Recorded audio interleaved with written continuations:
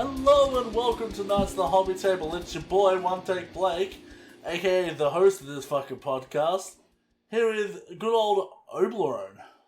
How you doing, buddy? The host? The co-host. The co-host. Oh, okay. The co-host. Because I was almost getting the feeling that you were the sole host of this podcast. If this podcast was a fighter jet, you'd be the one in the back doing all the weird schematic stuff. The schematics, though. Yeah, I don't know what they do. What does the guy in the back of a fighter jet do? Anyway, good to see you, man. Yeah, good to see you too. It's been a while again. Jesus. Oh, it's hectic. Yeah. Yeah, my experience with fighter jets is I've seen Top Gun once. So, that's what I got. Top Gun. That's the one with Tom Cruise, right? Yeah, unfortunately, yes. Where he sits in a plane going like, da da da da da da da da da. Yeah, it's something about a danger zone, I don't know. Hey, too. Oh no, we're gonna get sued for that. Oh, copyright claim. Watch out. Watch out. Oh, how you doing, man? Yeah. What's up? Not too shabby, man. I'm getting on top of everything, so it feels good. Feels good. Have you had to fight any polar bears off in the harsh Swedish winter with your nipples? No, man, because it feels like spring is coming at the moment. So it's like warm in the day and then minus in the night. So that means that all the snow that's melting turns into like ice. So it's like super slippery everywhere. So polar bears are just sliding past your house. Oh yeah. Thank God I didn't put any sand out so that they would actually get traction and be able to maul my ass with their nipples. That's right, exactly. You should make a cocktail called the Slippery Bear. Don't have like a nipple in it. I don't want to be in it. Just a nipple. Just one sharp icicle nipple. Anyway, look, we've been pretty busy. And hobbying as well as painting Warhammer, but we thought we'd have a little chat today about something a bit different. Yeah. Because Opie and I have both been having a crack at model cars. Yeah, definitely. So that's what it is today. That's what we're talking about. It's not Warhammer, but not every episode can be about Warhammer because we are not a Warhammer podcast. No. We're a hobby podcast. Don't you forget it. So let's bring it back to Warhammer and talk about what we did in the hobby. Alright, what have you been doing? Well, personally, I started assembly on the model car that we're going to talk about. So yeah, we'll get to that. We'll get to that later. Warhammer. What I did paint this and last week was one of Inquisitor Mitzen's models. So I finally finished another model for Mitzen. Oh, did you fish it out of the bin for him? Yeah, yeah. So 2 out of 5. We're getting there. We're closing in. And besides that, I have been painting up a very special model for our good old friend, the Drunken Lorry Smasher. Oh, the drunken hobbyist himself. Yeah, exactly. Good old Kellen. Admin of the Discord, I might add. The moderator. Yeah, good and chap. he is kitty free, so we trust him. He's not a weird one. He's a normal dude. Anyway, that's cool. Yeah, so that model I've been painting up for him is a Fafnir Ram. You want me to quickly talk a little bit about it? Because I'm really... Yeah, for sure. But I'm going to just say, when I first saw Fafnir Ren, I was unbelievably disappointed. Because in Norse mythology, Fafnir is actually a dragon. And there was nothing dragon-like about this guy. And I was like, oh. Yeah. I was hoping there was something dragon about him. But, I mean, he's a cool model. Yeah. He's got tell like us about two... him. I want to know how you got that cool shadow thing going on with him. Okay. I used my airbrush. Yeah. No, so what I did first was I previously like airbrushed the base coat on, and then I just was like, oh, I'll do something experimental and dip it in like the streaking grime. And I should have done that last instead of first because it messes a lot of things up. So if you're doing streaking grime, do it after. Did the paint struggle to adhere once you did the streaky grime because it's oil based? No, it's more of No? it's kind of an all over wash thingy, so it kind of ties the whole model together. And if you do the wash first and then you're going to start painting all the details in, it's gonna look weird. Yeah, okay. So I had to strip the model again, and I felt like, well, why the hell not Ah. do it straight away? Because I actually want to get this model out of my house. Oh, So yeah, it's taking up so much room. exactly, so much room. I don't understand how many models there are. No, so I started out with doing a primer, a grayish primer from Vallejo. Then I did Oh, yeah, I know. a zenithal over it with a white. Then I sprayed it from the underside upwards with a pink ink or a magenta ink.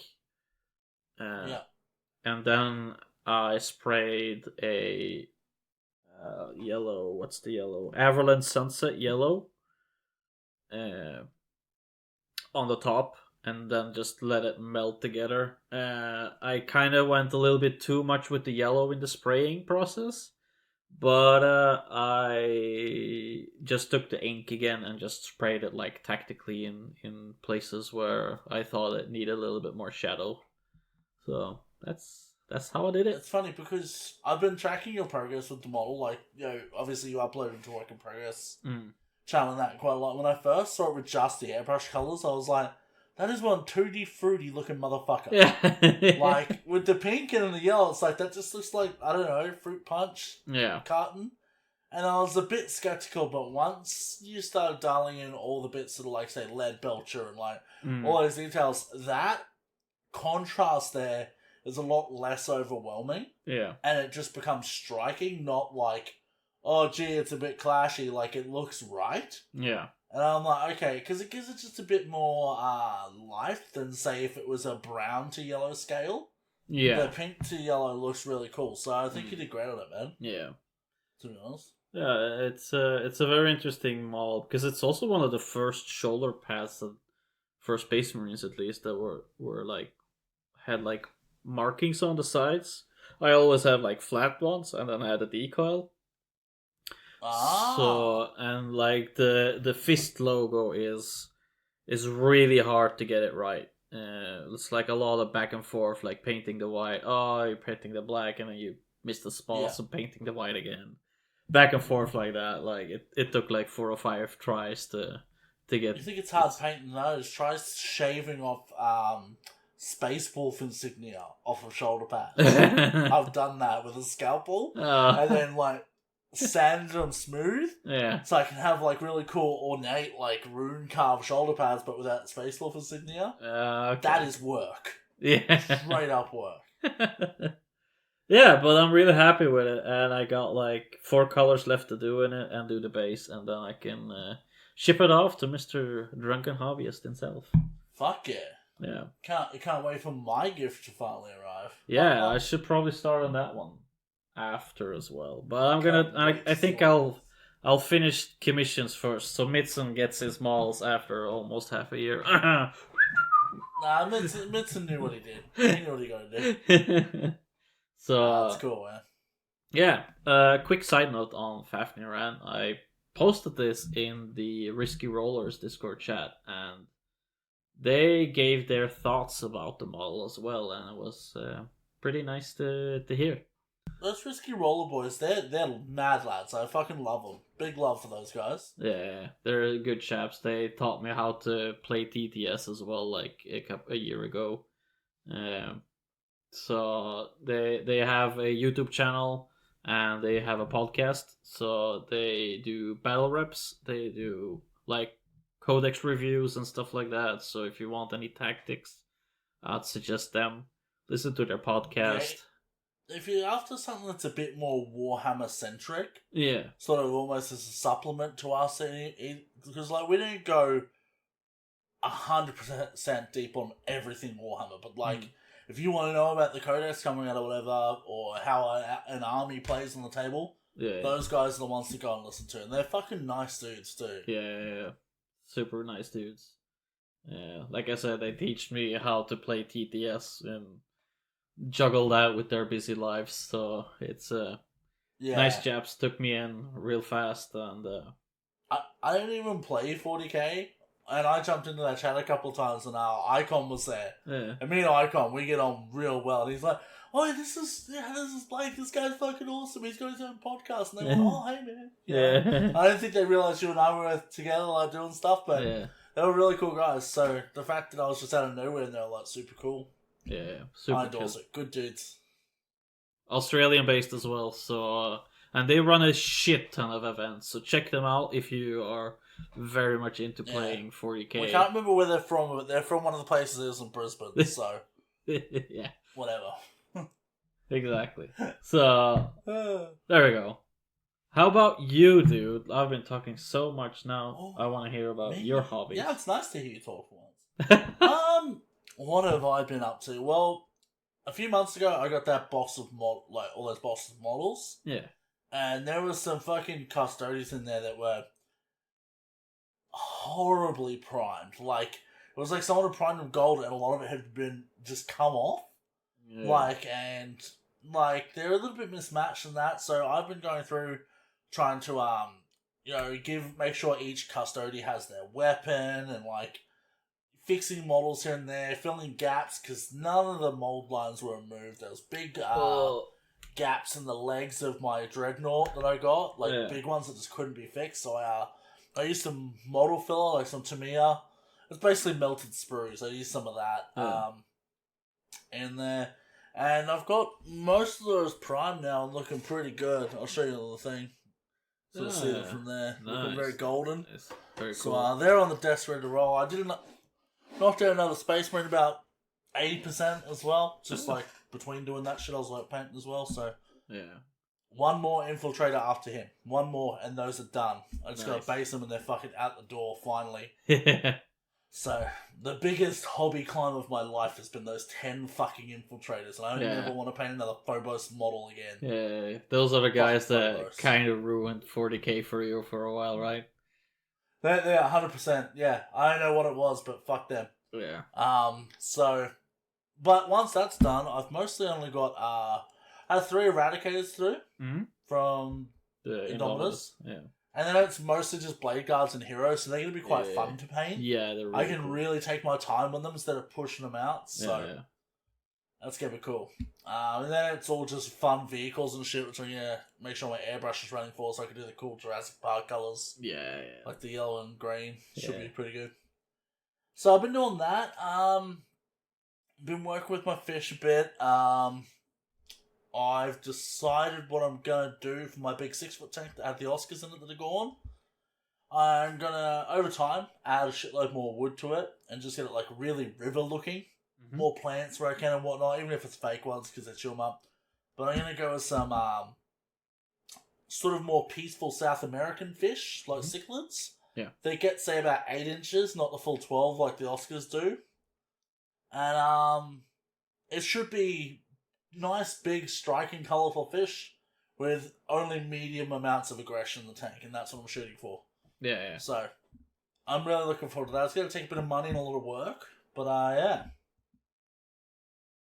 it's going to be cool. So, other than that, man, I'm on holiday, so I'm playing a lot of video games with the missus. I got her playing Fortnite, which is hilarious. Bro, she started playing 2 days ago. She's level 70 on the battle pass. Holy shit. That's all we've done for 2 or 3 days is just Fortnite. Holy moly. It's been mad, bro. Yeah. You know? And she's not someone that normally plays competitive games either, so, seeing her go from, when someone comes close to her, she just panics and flails to, actually, slowing down, breathing, taking her shotgun shots and, actually nailing people. Yeah. So proud. She actually won the game tonight. So we were up on the roof of a place, and I ran. What she tends to do is she tends to make a lot of noise, so people focus on her. I'll run the flanks and just fucking demolish them from the sides. So a little bit of bait, but she is good enough to hit shots too. So I ran the flank with an SMG, and me and the guy on the side, he saw me, and we traded. So we both went down. So it was just her and another person. And once again, she's been playing 3 days, 2 days. And so she's got a DMR and she's just tanking this guy with shots. Tanking him. And he had to run into the storm to get away to heal. And then he fucking ripped it in on her. Yeah. And came in and she started like, oh no, he's coming in close range. Yeah. She just fucking grabs at a shotgun, bro. Boom, boom, in the head, gets the win. It was her first win. I was so happy for her, dude. Oh, that's cool. I definitely feel that about the flailing around and like just panicking. Because I still do that to this day. You do 100% flail, and I love that for you. But you should come have a game with us sometime soon, man. Yeah. We're playing a bunch, so. Exactly. We'll get it going. Cool. She's on the PlayStation 5, I'm on the Xbox, so. Yeah, nice. Yeah, I had a PS4, so I'll be playing on that. Yeah, that's fun. You know, it's Fortnite. I'm running a potato, bro. But yeah. Anyway, so yeah, that's what I've been doing, man. Just chilling. Hell yeah. Cool. Yeah, cool. So, you know, we haven't written a whole heap of notes for today or anything like that. We normally don't write too many anyway. But we normally at least have talking points. So today is just fucking balls out the underwear, free ball, and commando fucking episode. Like, we're rolling with it. Oh, yeah. Yeah. But what we're going to talk about, me and Obi, we both bought model cars. And we bought them with the express purpose of putting them together, having a bit of fun with it, and talking about it on the podcast. Yeah. Well, I always kind of wanted to try one some point anyway, and having a purpose with it kind of gave it a little bit more of a kick in the nuts to get it done and get it started. Yeah, you wanted to do it, but like having a reason for the podcast, a justification was like, yeah, why not? Exactly. Why not? So, what car did you pick? Oh, that's ask you, Jinx. So I bought 2 because you know me. If it's worth doing, it's worth overdoing. I bought cars that most people wouldn't think, gee, I really want a model car of that. I bought a Toyota Celsior, which is a Lexus LS400 as well. They sort badges, which is the cars I was looking at as project cars on Marketplace. Okay. I'm not allowed to have one of those at the moment, so I bought a model car. Which is mad. And I didn't know this, but the brand that I got, which I can't remember right now. Give us a second. Aoshima is the brand of the model car I got. Yeah. But they sell little tiny NK wheels. Oh, that's so cool. To fit their cars, dude. Like, to fit their model cars. So, like, I bought the Toyota Celsior knowing that, like, I hated the stock rims. So I was like, I wonder if you could buy aftermarket rims for model cars. You can. Officially licensed NK ones. Yeah. And so I did. And I got those fuckers, and they look amazing. My car's not done yet, but it's looking rad. Yeah. What did you get? Sorry. Hold up, just quickly. Nope. I also bought a 1970s Toyota Celica. Ooh. The Mustang-looking motherfuckers, like the 2-door fastbacks. They look cool as hell. Is that the one with the pop-up lights? No, earlier, way earlier. Yeah. But yeah, so I got one of those as well, but that's still on the way, so I haven't got that yet. Alright. Cool. Anyway, what did you buy? Tell the people. I bought a Porsche 934 RSR with the Jägermeister kit. So is it the wide body? Yeah, it's like a wide body. It's like a race car or like a model. Yeah. For that they use in like races. It was a touring car, right? I'm not sure if that's what like that sort of thing. No, not sure. Whatever. And my kit was a Revel kit, scale 1 to 24, I think. Yep. Yeah, so it was tinier than I expected, and usually when I like start new hobbies, I tend to like look at a lot of videos before like committing to something, and I went in dry with this one. So I have no idea what I was getting into. So I think that's what I loved about it, because I didn't do it either. yeah, I didn't research anything. I was just like, oh, 124 sounds sweet. yeah, Whatever. yeah. I don't know. I think I expected a little bit more from the kit itself. Like there were a lot of downsides about this kit, and I think what it is, if you're gonna compare it to one of the kits that we know today, like I'd say it's probably more like a Gundam kit than a Warhammer kit. So Oh, for sure. For sure. Lots of tiny parts, lots of tiny details. It will require you to sand instead of just scraping the mold lines and doing like finer details to make it look superb, which is not something I was really expecting. One other thing that I experienced with this kit was, the sprue gates that are usually on for these kits, the parts. Yeah.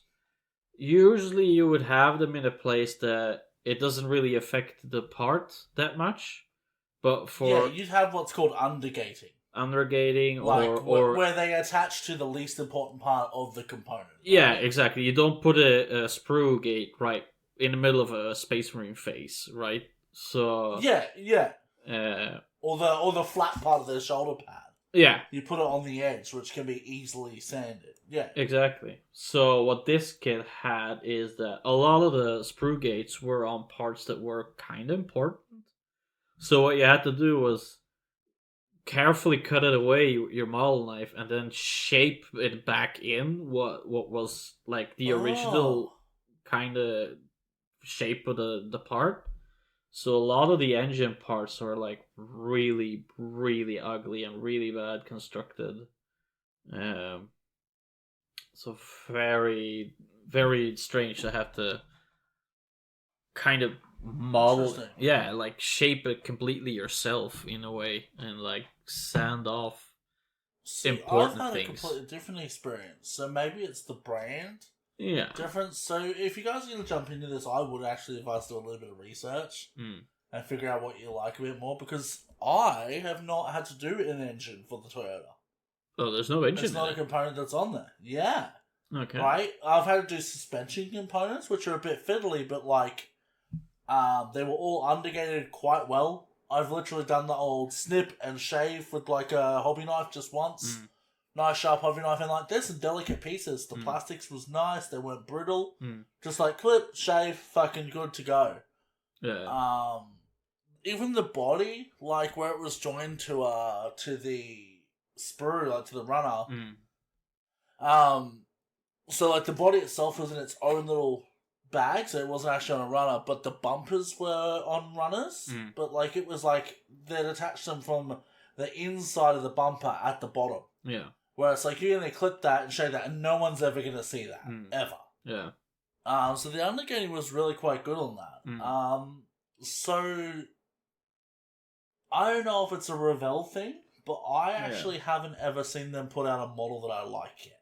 Yeah. I like their glue, but me and Shane, we did an X-Wing, and that model was fucking horrendous too. Yeah. So I guess your mileage will vary, and it might depend on what your standards are. Yeah. You and I, we work on Bandai and GW stuff, so to be honest, we're pretty fucking spoiled. Yeah, yeah. Like, you know. And the other thing is, too, I think for what I paid, I've got tremendous value for money there. Yeah. I only paid $50 per model. Yeah, well, not too bad. My rims were $24, so a full set of rims cost me half the amount of a model car. Yeah. So how much was yours? I think it was around the same for me. Conversion rate, it's probably around $30 for me. So okay. Yeah, it was so a little cheaper. A little cheaper, yeah. But again, with all the issues that the kit had, kind of explains the price difference, I guess. So Yeah, when you put yours together, was like when you've done the suspension there, have you done that yet? yeah, I put most of it together. I just have it ready to Did paint. you have options for lowering it and things like that? No. No. Oh, see, that's what's cool, right? So mine, being that it's just a sedan, Yeah. you could have the standard, which would give you a normal wheel clearance Mhm. on the fender, or the low down version, which has actually given me some camber at the back and everything. So, like, it's slammed, bro. Okay, that's So, cool. between that and the NK rims that I've painted black and gloss, Yeah. like, it's gonna look fucking dubbed as. I'm in. Yeah. Yeah, I guess So, that's what I was kind of struggling with as well, like finding a color scheme. So I haven't painted it yet. So and like it has so many parts still. Like it was like always a decision. Like, am I gonna glue this part in and have troubles painting it later, or am I just gonna yeah. like fuck it, whatever? I'll just glue everything in. So like I kind of want to paint up the engine real good, anyway, but we'll see how it turns out. So I'm pretty lucky with mine because, like, there's obviously a lot of components still, but the front and back bumper they disconnect, mhm. so like that's fine. The interior goes in, but underneath the car, is where the other parts are that you need to paint, Yeah. and the wheels are removable. So I'm basically it's already black underneath there. I'm just gonna smash on some Chaos Black and get out the lead belcher, Yeah. paint out everything that's got to be fucking silver with a big brush, and then just throw some melon oil and then detail from there. Yeah, I was thinking something it's gonna be similar. pretty simple. Yeah, I was thinking something very similar. Just paint like accent things, like that's kind of what always brings a build together. Like doing these tiny little details here and there.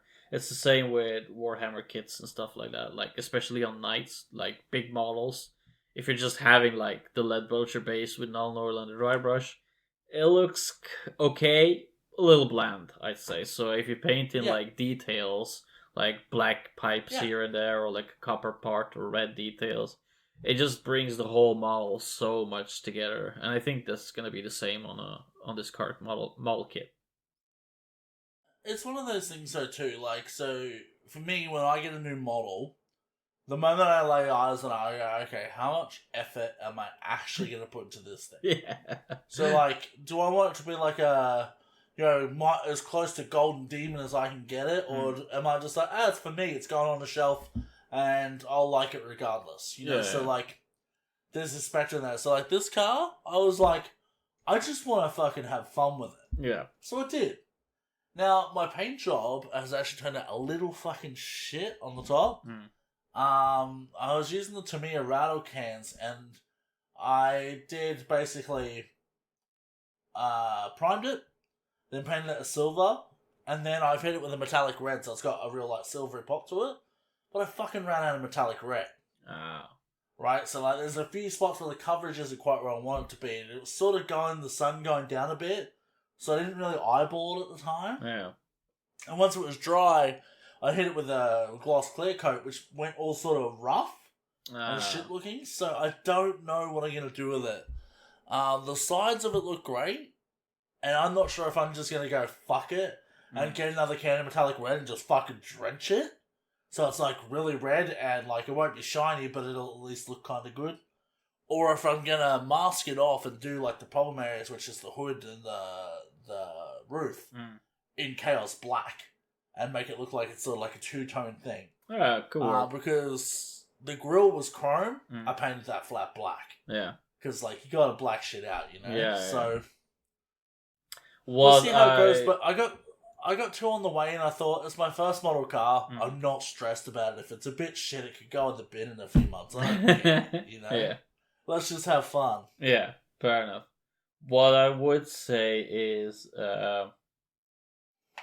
if you have this kind of like sandy texture on your clear coat, a way to mitigate it is to hit it with a couple of gloss coats again and do a matte coat in between. So, okay. So in the end, it will like even itself out a little bit. Now, what after I've built the model kit, I've looked up some YouTube videos like I usually do when I get into hobbies. So I've seen that a lot of people like do a lot of sanding in between clear coats. So they do like a clear coat sand off of the problem areas, a clear coat, kind of like the way you detail a car in real life. Because that's also how they do it. They spray like a heavy clear coat, they sand the problem areas, clear coat it again. So I think what I'm probably gonna do is hit the whole body with the red again, just so I get the color saturation. Then I'll hit it with a gloss, a matte, like, and just give it a bit of work. Yeah. Yeah. And if it turns out shit, I'll use the chassis as an orc vehicle, whatever. There we go. Always a solution for it. Always. Yeah, cool. So that's a little bit of our experience with the kits, I guess. Well, just quickly though, because we jumped the gun, as it were. When we say model cars, we are talking about model kits. So, that being said, model cars can mean one of quite a few things.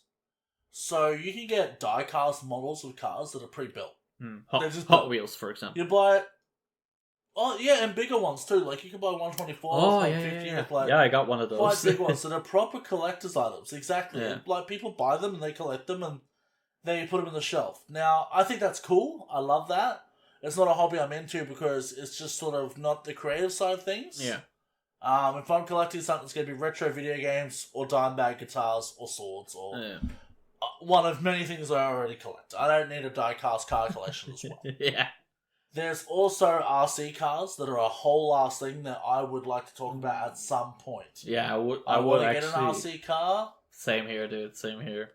So let's coordinate that when we can do it, when our budgets allow. We'll both get an RC car. I think I want a drift car. I'm not sure what you're looking at. Yeah, same. I just want to be inside and do a little drifties on the hardwood floors. Yeah, exactly. I just want Danny to have something to chase around the house. Yeah. But, so there's those. And there's also slot cars. Oh, yeah. Yeah. Which, I really want to give a go sometimes as well, but I don't know if I can justify it. Yeah. But they're like, you make little tracks for them. Yeah. And you slot them in these things, and you have little races. Like, you and I know slot cars, but I think a lot of the younger people wouldn't. It's not a big thing, but the hobby store I go to, the 2-story one, they have, like, 2 cabinets that are probably 6 foot long by probably, like, 6 foot high. Just slot cars, different ones. Like, they have everything there, so... Oh, yeah. But we are talking about, as I said, model kit cars that we create ourselves. So, that's a distinction. Very, comparable to a Gundam kit, like we mentioned earlier. Yes, exactly. A lot of tiny This is what Gundams drive to work. Yeah. Strap them around their feet. Use them like rollerblades. Exactly. I saw the coolest fucking shit the other day.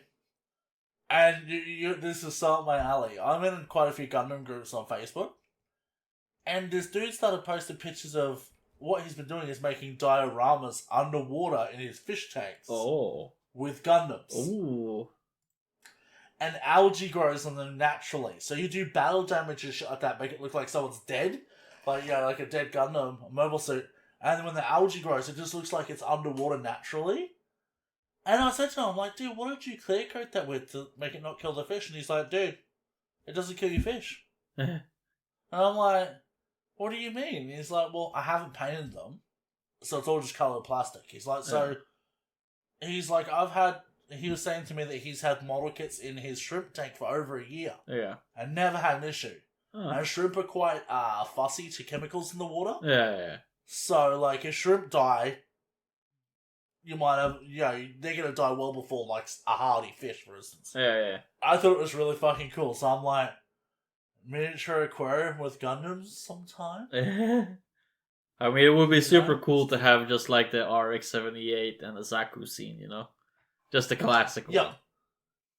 Exactly. Or just, like the Wing Zero with his wings spread open in the center. Yeah. And just, like, algae growing on him and plants and that, and the fish just swimming around. I think it'd be cool. Yeah. Honestly, you could even do battle damage because his maul is like really battle damaged, and probably would have fallen into the sea if I remember the movie right. I don't remember. Spoilers for a 30-year-old anime. Oh. Yeah. No, sweet. So I guess we'll do what we always do and just go through some reasons for and against model kits. Yeah. Like buying them, for these cars. But these are going to be hot topic off the top of our head, so not as lengthy as always. So I think the first reason, like there is a great reason for the model kits, is maybe you love cars, but you don't have enough money to go out and buy a project car, and you're sick of spending all your time in Forza doing them up because you can't touch them. This is something that can combine your already possibly pre-existing skills from Warhammer or Gundam and things like that into like doing something automotive, and you can actually learn something. Yeah, like you learn a bit more about the way that suspension systems were put together, like the assembly idea. I'm sure you've learned engine components and things like that from your Porsche. Yeah, exactly. I'm already well known in car stuff. That's true. It gives you really good insight. That's true, definitely. Because when I was a kid, I didn't know what a distributor cap was until I tried my first model car, which ended terribly, mind you. I was too young. Yeah. But I got to build the engine and the super glue from arsehole to breakfast time. But that's an Australian saying for you. But I got to build this little engine block, and I was like, oh, it's a distributor cap. Oh, those are rocker covers. Yeah. So I learned a lot from that experience. So. Yeah. What a kind of kit that I would like to do someday is like, they have like these 1 out of 8 like engine blocks that you can build, like working engine blocks. I would really like to do one of those. Like see the pistons working and like that would be really cool kit to do. Yeah. I agree. That would be cool. But yes, definitely agree. Like going into what you're saying is like you talked about modding in Forza.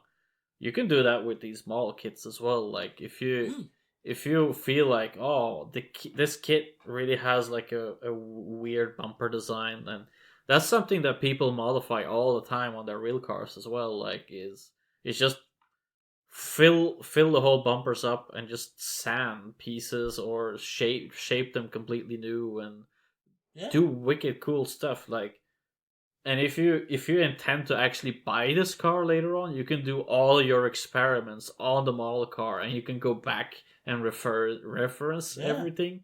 So if you want to figure out what a set of rims would look like on your real life car, you can buy a model car, buy the little rims if you can find them, or at least close to the style, and see what they look like. Yeah, exactly. Unless you're like me and own a car that apparently there's not a model car on, so that's great.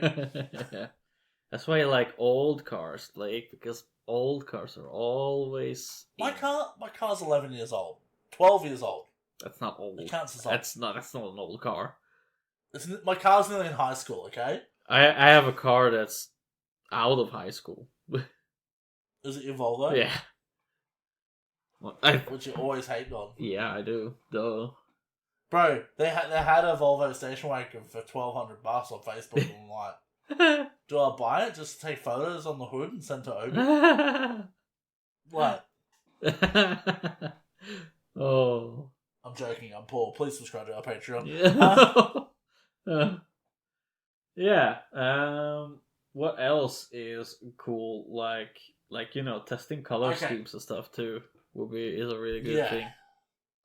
I think that the model kits are very good for... Okay, so let's evaluate it, right? So say you want to paint a tank for Warhammer, but you've never painted anything that big before.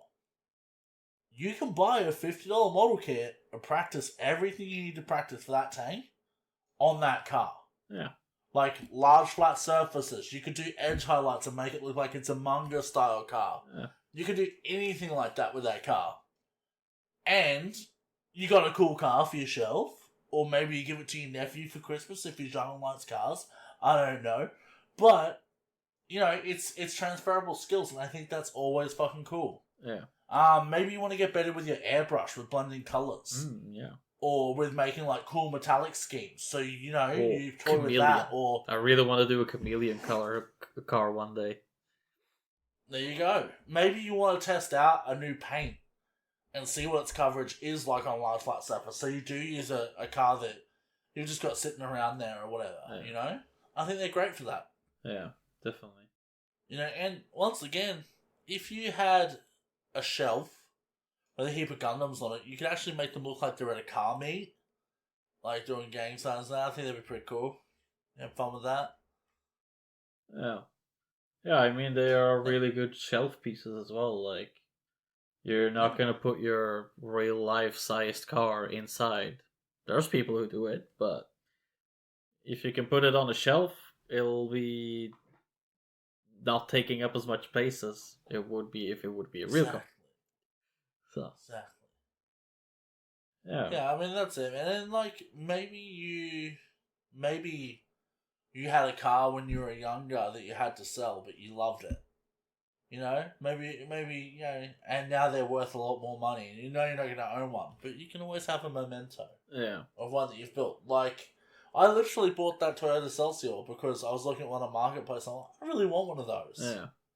And I can't have it, so I just bought a little more car of it for now. Exactly.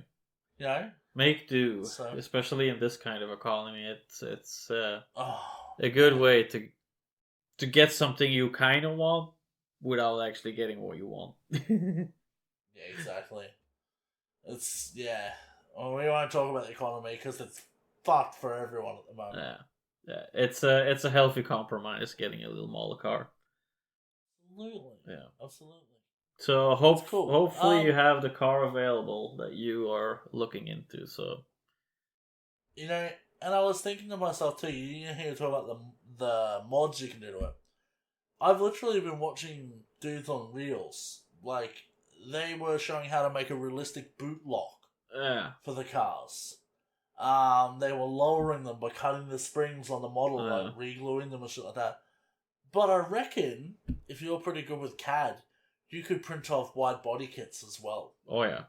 In the 3D printer. And, like, body kits and sell them, like, the designs as accompaniments. Like, say, this is a 1/24th that'll fit this type of car. I reckon people would pay $5-10 for that. Yeah. I reckon they would. There actually is, because one of the Porsche models or designs that I really love is the RWB, the Rowelt Begriff cars from Japan. Yep, I love that. Love them so much.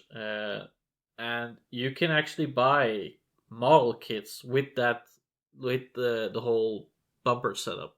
So yeah, and it is actually just the bumper setup. It's not the actual car you're buying. It's just the bumpers, and that costs as much as the. So you buy the car model kit and you buy the bumper kit.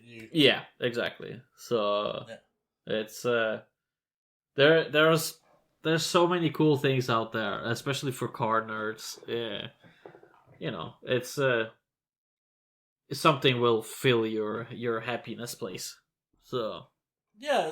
And it's funny because, like, for a hobby Discord and a hobby community, I think we actually have a surprising amount of people that really like cars. Yeah. Like, our car chat is one of our busier chats in the Discord. Yeah. Like, granted it's always just me posting mad pictures of my golf, but, like, I know Sam likes cars, fucking Ursats, you're into it. Yeah. A lot of the boys are into it, so it's cool. Yeah, definitely.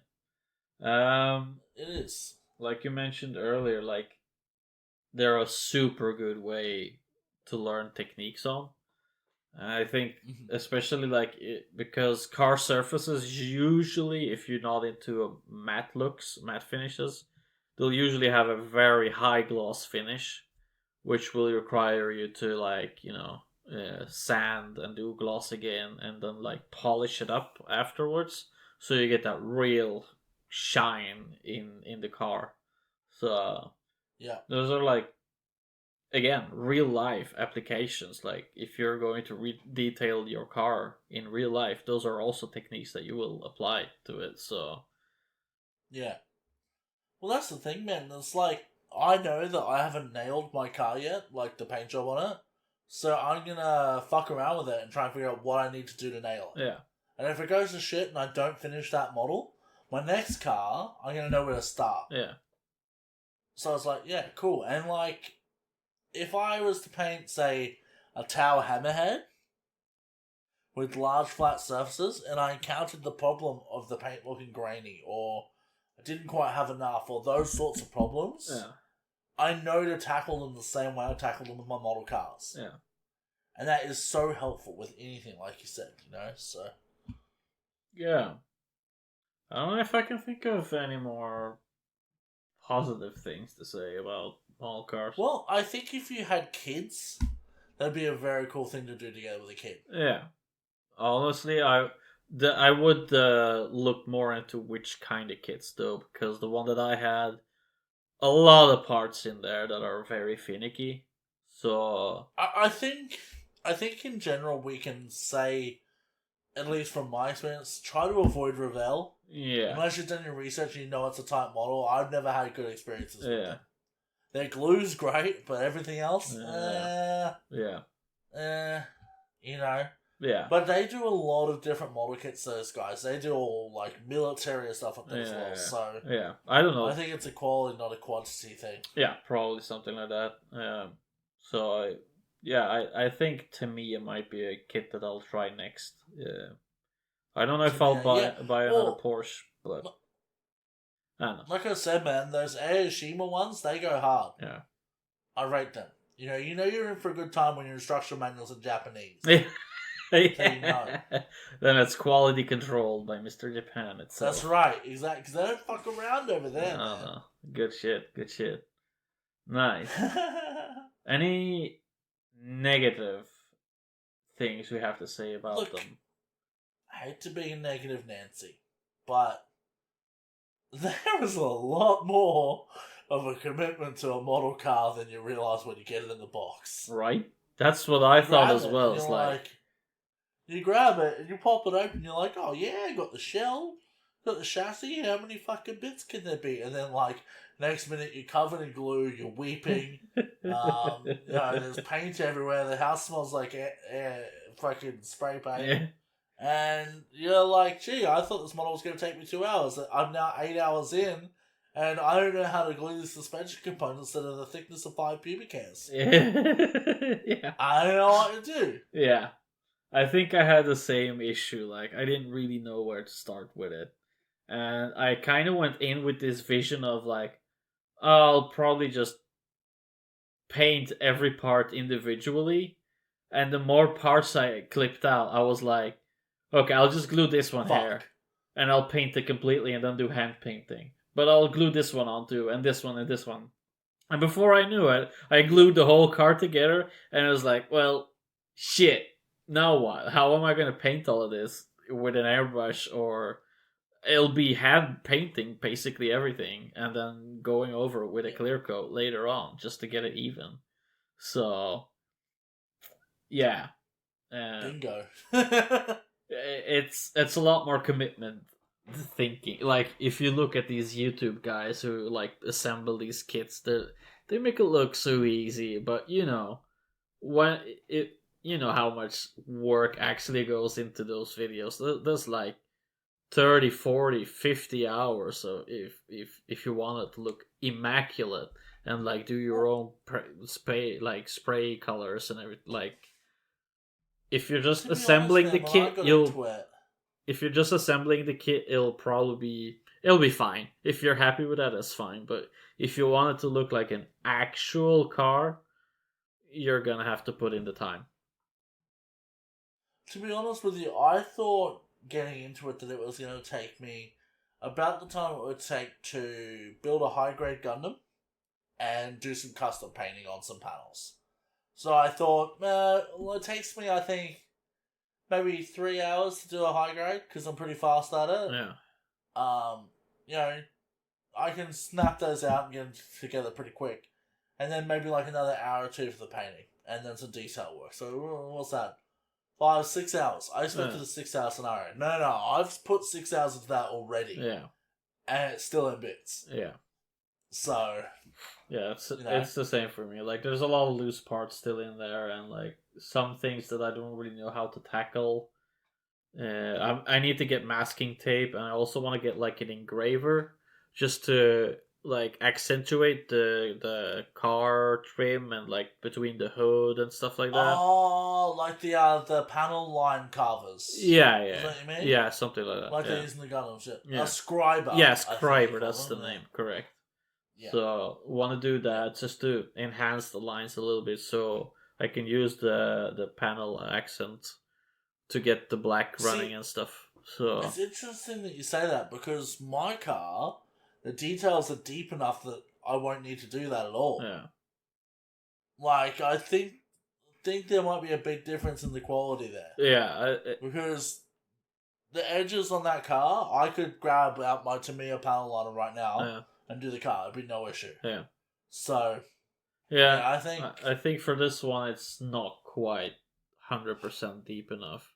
If you have like a primer, your color that you want, and like 3-4 coats of clear coat, I think it will probably be gone then. So that's one of the things that I need to get is a scriber and probably some more sandpaper to buff out some, because I had mold lines on the body work as well.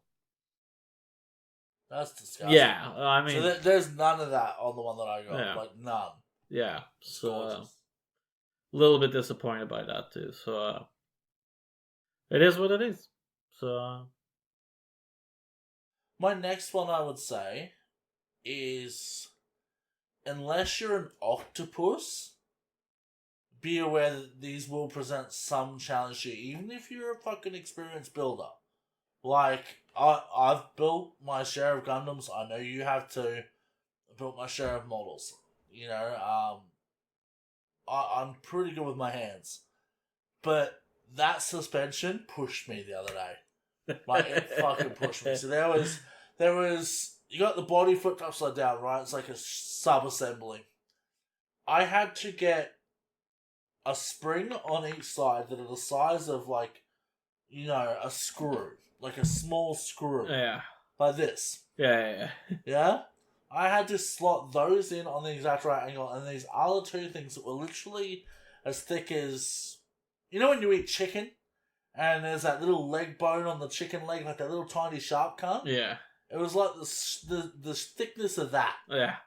And I had to get 2 of those in each side, and simultaneously line those up on a piece that went on the top of all 4 of them in order to get them to glue. And let me tell you, I got it done, but fuck me dead. Like, Odin's beard, dude. And it's the only time modelling where I've ever thought, I wish I had one of those weird soldering things that you have. Yeah. Like the jigs with the arms. Yeah. I've never thought that before, because I'm like, nah, fuck, I don't need that. I did this day. Would have been handy as fuck. But I did not have it, so I just had to make do. Yeah. And I just upped my swear word count in order to increase my power level. So. Yeah, it's definitely one of those anger moments. It's the same with my car. Again, I think it's probably quality issues there. Like, parts didn't fit together for me. Like, I had, you know, those nubs that you usually have where like one part goes into the next part? Those didn't even fit. Yeah. Like, I had to shave down those to make them fit. Really? Yeah. Yeah, so... Okay, see, my kit, I was thoroughly impressed. Because there was nubs where they were so small that I didn't actually see them due to poor lighting. I had to, like, if I could put my phone torch on and be like, oh, it's like a tiny hair-sized spindle. Yeah. You know, like, I was like, wow. Because you don't see that precision often. No. You know, it's like Gundams are sort of the only thing that really do that in terms of, like, small bits that get together. But, I just a rude son there. Oh. Hey-o. Glad Guys, there's no video component yet. Not yet. We'll have to grey that one out. I had to grey me out the whole time because I just sit here doing random shit like putting guitar picks on there. Making weird lizard faces like oh. Yeah, I think finicky parts, menace. man. It's definitely something that I had to struggle with as well. So be prepared. It is a lot of more work than you're used to. Yeah, and don't let that discourage you from doing it. No. Because they're very liberating and like again, when you put so much time into like meticulously detailing a kit like that, the feeling you get when you finish that is just, yeah, I fucking nailed that piece. So, yeah. I think the other thing too, it's a bit of a negative, but it's, okay, so with Warhammer, right, if you choose not to use an airbrush, you're perfectly fine with that. It's like you can spray it with your Chaos Black, and everything else can be done by brushwork. I've been doing it that way for years. Most people do. Like, I know a lot of people that have been in the hobby for 20 years and they still don't have an airbrush. Yeah. It's fine. But with these, if you're not going to use an airbrush, you kind of got to use a rattle can. Yeah. Because my first slot that I did when I was a kid, I had like a Chevy station wagon, right? And I didn't know anything about it. My stepdad bought them for me for Christmas. He bought me 3 model car kits because Warhammers were for, well, I'm not going to use the words, but it was a bit of a homophobic slur. Wow. So, yeah, that was for those guys, and I wasn't allowed to be one of those, so he bought me model cars, and, like, I was thankful for the model cars, but fuck you at the same time. But, so he bought me this little pot of, like, paint to paint it with, and I'm like, okay, gets brush, puts it on. It was enamel. Ah, yeah. I didn't know anything about thinning paints. I didn't know anything about applying enamel paints by brush to big flat surfaces. Yeah. Knew nothing. Yeah. And even now, if I was to paint that with water-based acrylics, it would not look great. Because it wouldn't look like a car. No. It's not how cars are painted. They're sprayed. Yeah. So, I would highly advise Tamiya actually do really good little rattle cans across their entire colour range. Yeah. And they're not too expensive. I think they're like $4 or $5 each or something. Yeah. And they're great. They're easy to use. Cool colours. I would look at that, but I would not attempt to do it by hand. Yeah. The detail works, sure, but not the body. Yeah, agreed. Because the body it's easy to spot any kind of blemishes or like faults. If you've scraped a little bit too hard, it will show straight away that you messed up here. Yeah. So, and having inconsistencies on the base coat by doing it by brush, it's gonna ruin them all. Not ruin, but it's gonna show. And you can probably work it out while doing a couple of clear coats to even it out. But yeah, airbrush is definitely something I would suggest for this. Mostly because it's like flat, big panels. And like I said, you can get by just fine with a rattle can as well. Yeah. Don't stress, you don't make a big investment. The Tamiya cans look awesome. Yeah. The metallic red is fucking crisp. Yeah. But just be aware. Yeah, exactly. So yeah. Anything else you'd like to add there, Obi, on the subject of the model cars, man? Don't use contrast paints. Did you try it? No, I think I haven't, but I think that would just that wouldn't look good. Hear me out. What if you just painted it all in like white, and then you attach some toothpicks to the bottom? Yeah. And did like a roll through, like they do on the assembly line, of a big thing of like Telestar blue. How do you reckon we'd go? No, I think that would look terrible anyway, because the way contrast paints works is that it will look for the crevices, And since it's all just big flat panels, it will all just drop down straight away and pool in the bottom. So yeah, you'd have a light blue car in most areas, and then like a ultramarine hanging out of every fender. yeah, exactly. Going, this is not supported by the Codex Statis. yeah, basically. Before anyone says anything that was not an accent, that was me doing an ultramarines accent. That's what I think they sound like. Oh, fair enough. But yeah, I think I can say definitely like if you have a shelf at home that needs a bit of life to it, you know what I mean? Pick up a few model cars. Like you can pick up 4 of them for $200 as opposed to, you know, what's that? Yeah. 2 boxes of Warhammer. Yeah. Or 2 Gundams. Yeah. So like bang for buck, they're very cheap. Yeah. But be conscious of what brands you're spending your money on, because as Obi and I've seen doing this little thing, I'm sure we'll continue to see when we actually finish them. Yeah. Your mileage will fucking vary, because you sound like you're having a shit show with that car. Yeah. Yeah. And I feel like that might have soured you a little towards doing them. A little bit, yeah. Because I was really keen to like finish. The fuck out of this. Yeah. I was really keen to finish it up because you when I was struggling to find a color scheme for it, I straight up downloaded Need for Speed again. Built the exact car that I had, sort of close enough, and just experimented with all the colors until I found the color that I actually already had on the car that I was using. So, I mean, I'm a Porsche fanboy, so I already had the whole Porsche lineup, so... Yeah. Have you seen my Porsche collection Forza Horizon 5? It's big. I have nearly every one of them in that game.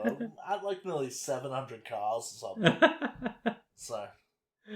Oh. But what I was gonna say was they're very good value for money. And if you get one and you're not happy with it or whatever, try a different brand. Yeah. You know, I think when I'm a bit more solvent, I'm going to try and buy a spare Aoshima kit and send it over to Obi. Yeah. Just as a gift to try out. Just to see if you like it. You know, they're not too expensive. And you got to have a birthday sometime, you old bastard. Yeah. Sadly, yours already been, but, well, I have... Oh, yeah, it was my birthday. I leveled up, guys. Yeah. That's true. You know, yeah. I don't think I got any smarter or anything. Definitely a little bit fatter, but that's about it. But, no, it's good. I'm, having a barbecue this weekend, so gonna fucking get some brisket going and some snags and some fucking hamburgers now. I'm buying a new barbecue as well. It's gonna be my birthday present to myself. Nice. Yeah, so your boy likes to cook on a barbecue. Good. I don't know, it's different over there for you guys, but like I'm the sort of guy like I'll cook food on the barbecue every day of the week. Yeah. Like I don't care. Like, oh, it's Sunday? Do bacon and eggs on the barbecue. Are you using like coal or gas? Nah, gas. Okay, yeah, because I use coal, so that it's not as easy to start it up. So I have a charcoal smoker, like a bullet smoker with like 2 tiers in it. Yeah. So if I ever want to do something on the grill, I literally just disassemble that, put the grill on the very top of it, and just light the coals. I can do it that way. Yeah. I just, you know, when you're doing stuff like, you know, onions and things like that, you don't want to be doing that over charcoal. It's too much fucking effort just bang it on there, you know? Yeah. Fair Burgers don't need to go in the smoker with the coal. It's just easy to go, yep, gas, let's go. Yeah, fair enough. I mean, plus in Australia, you can actually just leave your plate open on a hot summer day. Like, leave the thing open, and you can almost cook on the plates, so... It's fucked up. Fair enough. Yeah. Cool. Side tangent, but yeah.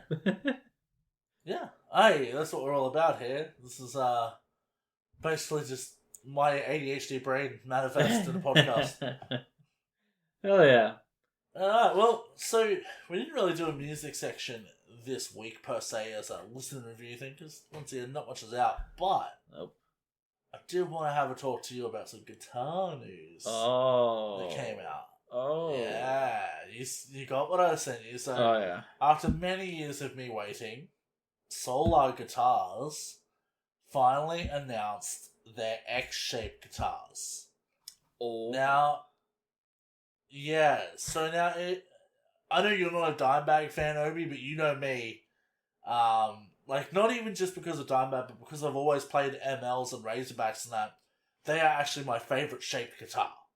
Like, ergonomically, I love them. They sit on my lap well because I sit like I'm playing a V every time I play every guitar. Yeah. So round guitars don't feel nice. So it's V Explorer or ML like star shape for me, X shape. Yeah. And for me, the X's look the best. Now, have you seen what they've done? Like, have you seen what they've done with the range?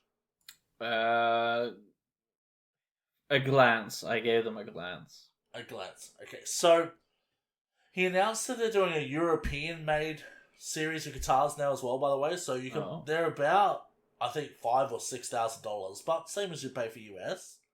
But they're proper US made, not US, EU made guitars. Like they're being made in proper factories over there. Yeah. Like high end shit. They look fucking stunning. So that was how they put out the first X model. But now, over February, they're announcing a whole bunch of different models of the X that are going to be the import ones, which, for solo guitars, apparently they're pretty fucking top hole anyway. Yeah, yeah. And they look really wicked. They do... I think they call it... So they have two versions. They have one where it's X-shaped with a flat top, and they have one that's X-shaped with carved top. So the carved top has bevels carved out of it on its edges. Yeah. And the flat top one is like a normal ML style, just flat. Yeah. And, yeah. I'm waiting for them to announce a version that's basically 7-string with either a Floyd Rose or a solid tail, no Evertune. Yeah. And to see what colour that's in. Because, oh my fucking god, let's go. Yeah, Are you having a look at them now? Yeah, I'm looking at them now. I can see you on the computer there. Yeah, I don't have my glasses on. What do you think? I know that the shapes aren't necessarily up your alley, but what do you reckon? Well, I know Ola, and I owned one of his guitars before, and I know he has a thing for quality, so I think they'll definitely be top notch anyway. Regardless of which design you pick. So having just that choice of getting the shape that you want is just gonna be good. Okay, so I'm looking now. The carved one is what's known as the X. Yeah. And the flat top is XF, they call them. Yeah. So yeah. I think it's pretty fucking... I think personally I would go for a flat top, but I would also go for a different shape. Yeah. Same here. I really like that European looking one. Like if they offered something a similar finish to that. Yeah. On like obviously cheaper spec, but on at the $1,500 price mark. Yeah. I'd be in. Yeah, definitely. Fucking in. Not yet, but soon. Give me time. I'll sell Tesco or something. I don't know those. No. Got too much balls as it is. Yeah. Oh, they got fan fret models. Nice. Found what? Sorry. Fan fret, like the ones that has the. Oh yeah, man. Ola's been going wild with his fucking designs. Like just putting out more and more and more. So hip shot. Oh my god, this one. I'm very excited. Very, very excited. One thing I will say, he's put out a little 1-minute video, and there was one in there that was like a purple burst. And I'm like, yes, please. Yeah. For me, thank you. Yes. Like, let's fucking go. So, I've been saying for a long time that I needed another 7-string, and tracking down the 7-string Dimebag guitar is not easy, because they only did 1 or 2 models of the Razorback. Yeah. And, so I think the Solar's going to be the go-to for that. Yeah. Oh my god, they got really good designs. I like them. Yeah. There's like a white one with a roasted maple fretboard. Looks really good. Yep. Oh my The god. the A series. Let's see what it is. Is it an Yeah, A series 7-string. A series, yeah, like a super strat. Yeah, super strat. Yeah, that's kind of what I'd Did you like. see the Dime Slime super strat though? It's like with a green rows on the burst. top. Yep. Ooh. Yeah. Yeah, and Ola being a massive Dimebag fan, Yeah. he does this shit deliberately because he knows a lot of his watchers are Dime fans and they're into it, and I definitely am. I get it. You know. I mean, I got the Dime Slime too, I guess, in a way. Yeah, exactly, exactly. You're missing your headstock though, bro. No, it's fine. It's supposed to be like that. But truth be told, so if you look, there's a pink Cannibalismo version. Yeah. Which is like pink and black Uh-huh. of the A series. And if I could get that on an X, I would rock the fuck out of that. Bright pink and black, let's go. Yeah. Pinks, purples, greens, that sort of shit, they are my style. Yeah. So, loud colors, very loud colors. well, you know, it makes me seem a bit more quiet. So people enjoy that. Yeah. Oh man, the ones with the barrel tops look really good too. Yeah. So I was looking at the I think it's the 1.7. Yeah, 1.7 purple poplar burst. Fuck, try to say that quickly. Nope, not doing that. Purple poplar burst. You're not tricking me. Stop it! I don't have money for guitars. That's okay. You just buy guitars. I do this to you all the time, don't I? I'm a bad influence. Maybe. I'm sorry, Obi's missus. I'm the bad guy here. Hi, it's me. I'm the problem. It's me. Oh. That's what you get for leaving him unsupervised with bad men on the internet. Yeah. Oh, fuck. Well, but yeah, that's just what I wanted to. Oh, that's a nice looking Les Paul. Anyway, I'm gonna send it to Bowen. Bowen's looking to get in a Les Paul. Oh, so. Good. Yeah. Hell yeah. I think that's pretty much us for today, though. Was there Patreon stuff we need to mention? Yes, there. Something about some little Polish boy or something giving us more money. Exactly. Little old Norcree, he decided that we're worth more money, so he upped his Patreon, and we love him more for that. So, thank you for it. I think, to be honest, he's scared of me banning him because I shitstorm him so much. Honestly, I timed them out. Yeah, was it yesterday or the day before? Like when he was calling us old. Yeah, he kept calling us old, so I changed his name to Young Dickhead in the Discord. That's pretty funny. Yeah, and then when you went, I always time it. When you went off, he changed it back, and then you have like a little notes section. If you click on the profile, there's a note section, and I just added it in there again. So I'm just waiting until he notices it. Nah, big love though, Norcree. Thanks, man. We appreciate you supporting us. Yeah. And we would appreciate anyone else listening to support us. We know times are tough financially, in affiliation and shit, but that means it also costs us more to produce this. Yeah. You know, time is precious. Well, we could be out there being Uber Eats drivers and paying our electricity bills, but we're here, you know, starting podcasts to entertain you guys. So, you know, toss a coin to your podcasters. And, yeah. Just, dig deep, even if it's pocket lint. We want that. Well, okay, fine. Think about it. We could use pocket lint to fire your bonuses for winter. I could. I actually do. Could be done. And pocket lint. Yeah. See, in Australia, we keep pocket sand in case we get attacked by wildlife. You know, crocodile comes at you, pocket sand, run! Yeah. Straight in the eyes. But, yeah. Nah, crocodiles, they're unstoppable killing machines when they come at you, man. Just accept your life. Honestly, It's over. just make him your purse, it's fine. Make it a fashion statement. Or wear them as your boots. I don't know, man. I don't go outside enough to be worried about crocodiles. Fair enough. Alright. Yeah, that's been us then. But yeah, other thing is, join Discord. Discord's rad. We have Facebook, we have Insta. We don't really use either of them. But if you want to go there and see us not post things, that's the place. I've been posting a little bit more on my personal, so give it a little bit of time. Maybe I'll get back to posting on that one too. Yeah, I've just been taking a bit of a break from the old social media mostly lately. So. Yeah, same here.